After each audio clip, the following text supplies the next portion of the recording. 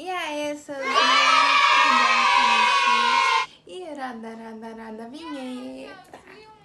Seus lindos, não se esqueça que sai vídeo toda quarta, quinta e sexta, às 18 horas da noite. Então é muito importante que vocês se inscrevam no canal, ative o sininho de notificações. Já vai aproveitando e já vai deixando aquele seu gostei, que é muito importante. Você me ajuda e eu te ajudo. Esse vídeo a gente vai. O meu clipe brilho também vai estar aqui na descrição desse vídeo. O meu Instagram também vai estar aparecendo aqui na telinha pra vocês. Hoje, como vocês viram, você mudaria alguma coisa em você? Sim, eu mudaria minha personalidade. Como eu já falei pra vocês, é muito forte. O que você não mudaria em você?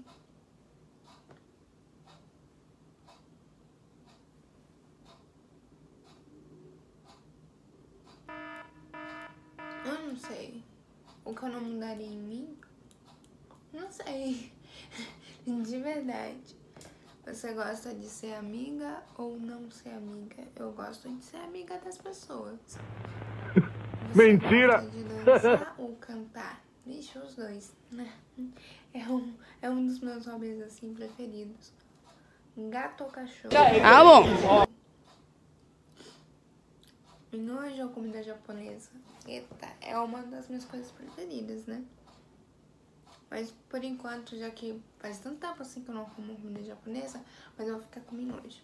Eu não quero dizer que eu não gosto de comida japonesa. Eu gosto, mas eu vou ficar com miojo.